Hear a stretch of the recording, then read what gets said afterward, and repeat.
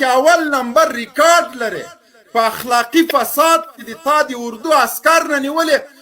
تر ښاروال او ولسمشره د ټول ککړ دي د داسې یو نظام به کومه خبره ومنل شي. نو زه اوس تاسو نه پوښتنه لرم که تاسو چې مثلا د موافقت نامه چې امریکا سره شوې که دا په صحیح اصولو تطبیق نشي د دې نتیجه به څه وي؟ انشاءالله وروره یو وضاحت ورکم په لسو ورځو کې نه 10 ورځې بعد به د بندیانو د صحیح شو د بندیانو د خوشي کېدو پروسه شروع کېږي په 4 میاشتو کې به بشپړېږي. نو تقریبا بشپړه د 15 میاشتې ووتلې د بندیانو د خوشي کولو پروسه بشپړه ده. صرف دغه 200-300 بندیان چې دي ځنه دوی په دې کې موږ د امریکانو نظر نه ردو د ځینې دغه دا راجیک که دا بیرته مقطع کوه پوه شې. نو دغه نظر چې کوم ده دغه د طالبانو همدغه هغه و چې دغه یو بندیم پاتې د لیست مطابق مذاکرات نه شروع کېږي تر هغو پورې به دغه اجیر او مزدور حکومت پلویان وژل کېږي به تر هغه پورې چې دوی چې د چا ساتنه کوي تر هغو پورې د طالبانو شرایط نه وي منلي لکه امریکانو چې ومنل. د مذاکراتو لړۍ له امریکانو سره ډېره اوږده شوله. تاسو فکر نه کوئ چې امریکایانو اصول مات کړي هغه موافقت نامې په کوم ځای کې مات کړي دي؟ دغه لکه 4 میاشتې کې تاسو 10 ورځو کې به بندیانو خوشکول پروسه شروع کیږي او 4 میاشتې کې مکمل خوشي کیږي. طالبانو هم دغه مات کړي دي. طالبانو هم غټې حملې ورسره هغه کړې وي هغه د ویې کړل ستراتیژیک چې څومره هغوی مذاکراتو تړون نه سرغړاونه کوي همغومره طالبان هم کوي. طالبان هم ورته کتلي نه دي که دا تړون ماتوي طالبانو خو پې نه ده کړی په چا یې نه ده طالبانو خو پې نه دي کړي طالبانو خو دا په امریکایانو سره خبره کړې وه چې په تاسو سره وربنده په امریکایانو سره خبره کړې وه خو کړې وه که نه خو دا خبره روانه ده. بس بندیان وځي د کابل ادارې مخکې خنډونه جوړوي امریکان لګیا دي هغه د بندیان هم خوسي کوي دغه 300 سیویلو دا هم خوسي کوي هر څه به د طالبانو په خواښه مخ ته ځي انشاءالله ځکه د دې ملک اصلي واکداران طالبان دي. د اشغالګرو ملا طالبانو ماته کړه 52 ملکونه په ګونډو کړي دي. طالبان حق لري چې خپل شرایط په دې خلکو باندې ومني. قاري صاحب سعید خوستای که موږ سره وي لایو خپرونې ته راشئ دلته ځینې ملګري سوالونه لري. قاري صاحب محترم ستاسو شتون په لایو خپرونه کې لازمي ده. مبین صاحب زه دا وایم که نه چې امریکایانو باندې تاسو یو حمله ونه کړه ګوره اصول یې مات کړه ته وایې چې موږ په افغانانو حملې کوو امریکایانو تاسو سره خبره کړې وه موافقت نامه کړې وه غلط پرېږده. ورور امریکایانو خو موافقت نامه کړې وه امریکایانو خو 90% کې په موافقت نامه باندې ولاړ دي په ولاړ چې نه دي هغه د کابل اداره ده دا ځکه د کابل اداره ډبول خو سرباز خو داسې بوتل په سر واړو ښه امریکایان خو روان دي. نو یو انجینر صاحب یو مزدور کوی شي چې د خپل بازار خبره ونه مني خنډونه جوړوي نورې سم نشي کولای خالي څو ورځې تاخير کوي تاسو لري مزدور نو تاونه لیدل چې د هغوی ستریک کرخې څو د فیمات شاغوی ویل اناس حقانی نه خوش کو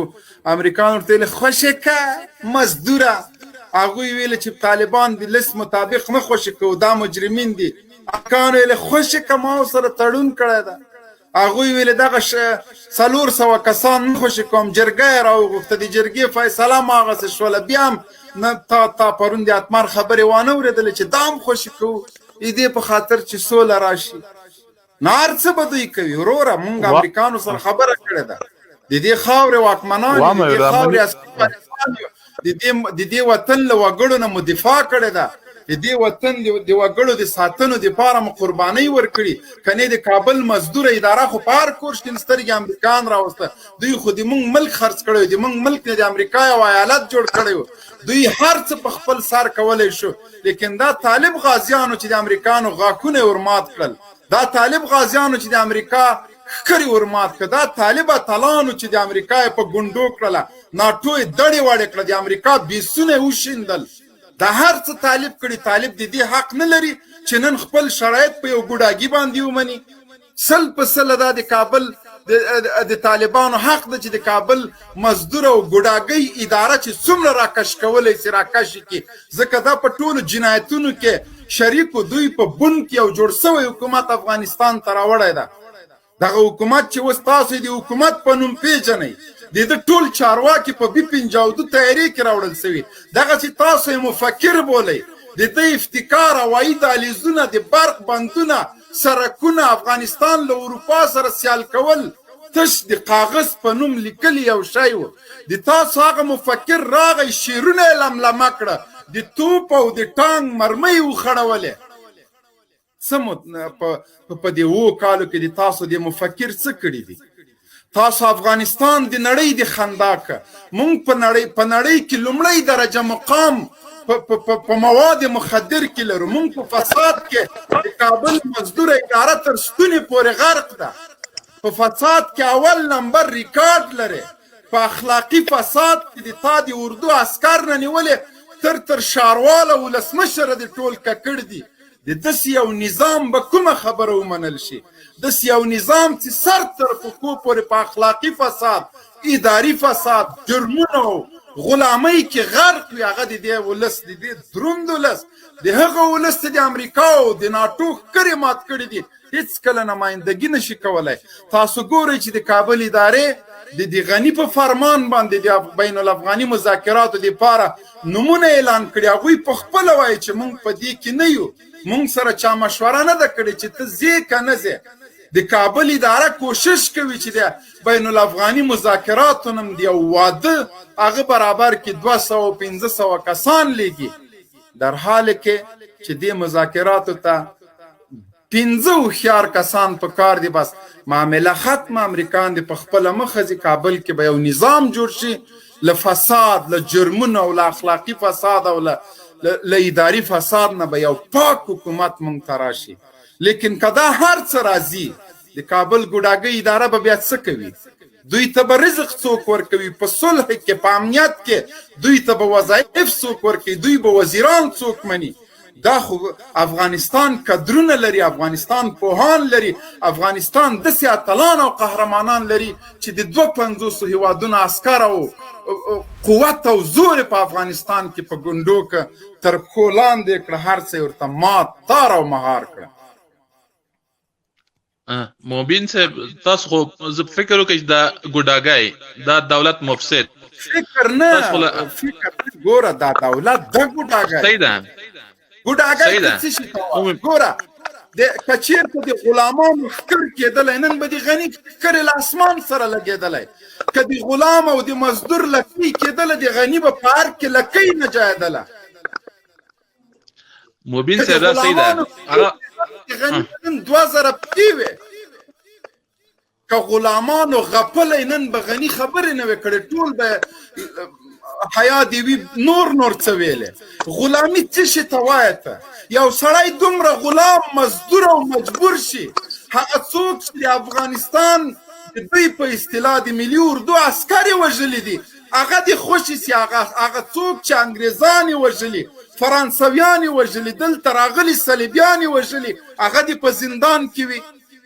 دغه د اردو عسکرو ته په کومه روحیه باندې دا خبرې کوي زه د اردو عسکرو په دې نظام کې ناستو عسکرو ته وایم ګورئ ستاسو مشران معاملهګر دي هغه څوک چې تاسو یې وژلی هغه یې خوشې کړه هغه څوک چې بهرنیان یې وژلي هغه په زندان کې ساتلي هغه څوک چې انګریزان یې وژلي هغه یې په زندان کې ساتلي دوی ته د تاسو وینه ارزښت نه لري کابل عسکرو مه وژنئ ځانونه د دوی په خاطر باندې د خدای روی وکړئ د کابل نظام مو وینې خرڅوي د تاسو په سر معامله کوي د تاسو وینې خرڅوي د تاسو کفن او دفن ته پیسې نه درکوي هغه څوک چې فرانسویان استرالیان او امریکایان یې وژلي دي هغوی زندان کې اچولي دي که 2000 د اردو عسکر چا وژلي دي هغه ته وایي ځه لاړ شه نر کار دې کړی ولې چې د تا وینه ورته ارزښت نه لري نه د کابل مزدور ادارې ته نه امریکایانو ته افغان عسکره یا الله روی درته کوم اوس هم چې نه پوهېږې ته بیا دې وژلی ته باید وژل شي افغان عسکره اوس هم چې په خپل ځان او په خپل مال او په خپل اولاد باندې رحم نه کوي خون دې په خپله غاړه ده مه کوئ راشئ د اسلامي امارت د افغانستان د اتلانو تر څنګ ودرېږئ د هغه چا تر څنګ ودرېږه چې د تا له ننګ او له ناموس او له وینې نه دفاع کوي غیرت له طالب مشرانو زده کوي ای د اردو عسکره هغه د اردو عساکرو چې امریکایي عسکر یې وژلي دي بهرنیان یې وژلي دي طالبان د خلاصون لپاره ولې متحد دي ولې د دوی لپاره سرې کرښې دي ته خو د دې نظام عسکر وې ته خو د طالب عسکر نه وې بهرنیان دې وژلي طالب د تا په سر غیرت کوي له تا نه دفاع کوي بهرنیانو ته وایي چې تر ټولو بندیانو نه دغه شپږ بندیان ماته مهمه دي دا به را خوشي کوي چې خوش یې نه کې بین الافغاني خبرې خیال است او محال است د دې په خاطر چې دغه عسکرو بهرنیان وژلي بین الافغاني خبرو ته نشي تر څو چې لا د کابل د مزدور ادارې د عسکرو وینې توی شي ای افغان عسکره په ځان رحم وکړه اوس هم چې نه پوهېږې باید ته ووژل شي دا تاسو څه کوئ والله چې د مونږ په سر د مونږ د شهیدانو د وینو په سر طالب مشران دغسې معامله وکړي لکه د کابل ګوډاګۍ اداره یې چې کوي هیڅ طالب به ټوپک وانخلي تاسو ته شرم پکار ده ننګ او غیرت له طالب مشرانو نه زده کوي بیا مونږ د پنجاب غلامان بیا مونږ د امریکا غلامان تاسو تر اوسه داسې غلامان لیدلي چې خپل د بادارانو ټانګونه وولي په دې نظام کې راوښیي تر کله پورې به افغان عسکره وژل کېږي ته له داسې چا نه دفاع کوې چې د کابل ښاروال د نن په اخلاقي فساد کې لاس په لاس ګیر شوی ده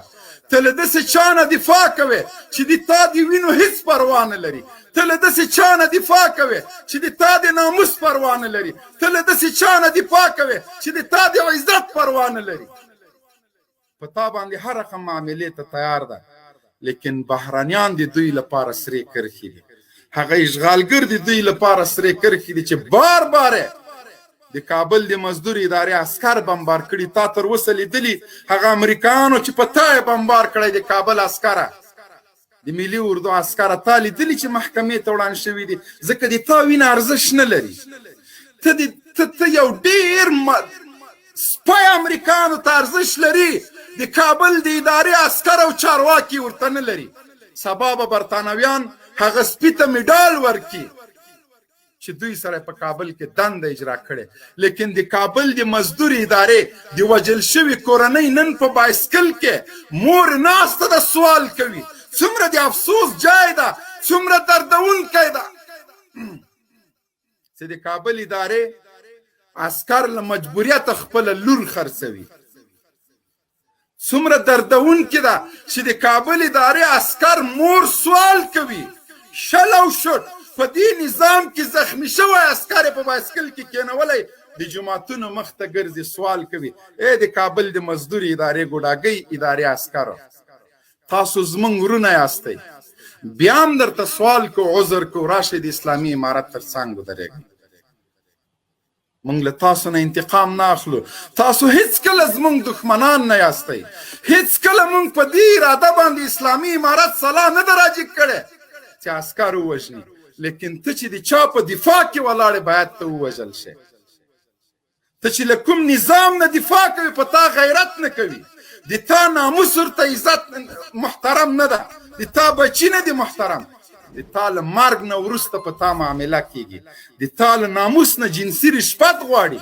بیا هم ته شرم نه لرې بیا هم ته حیا نه لرې سرکوزیه له هغه نظامي دریشۍ نه وشرمېږه چې تا تن باندې اچولې ده له هغه عسکري بوټانو توپک نه وشرمېږه د کومې ورځې دپاره د دا ټوپک راجګ کړی چې پس له مرګه د ناموس خوندي نه ده مور د سوال کوي د هغه مور ټیکري ته دې وګوره حیا وکړه هغه خپلو نازکو نازنینو بچیانو ته دې وګوره چې د تا بې غیرته له مرګ نه وروسته یتیمان کېږي دا د مونږ د اوږو بوج جوړېږي مه کوه سر د ګریوان کې کته که په تا حاکمان ټول په اروپا کې دي هغه څوک چې ستا مشران دي بچي په افغانستان کې تعلیم نه کوي، حتی اروپا کې تعلیم کوي. هغه څوک چې په تا حاکمان دي دلته ډاکټر ته نه ځي، اروپا ته ځي. هغه څوک چې په تا حاکمان دي د عیش او عشرت لپاره دوبۍ او اروپا او نور ملکونو ته ځي.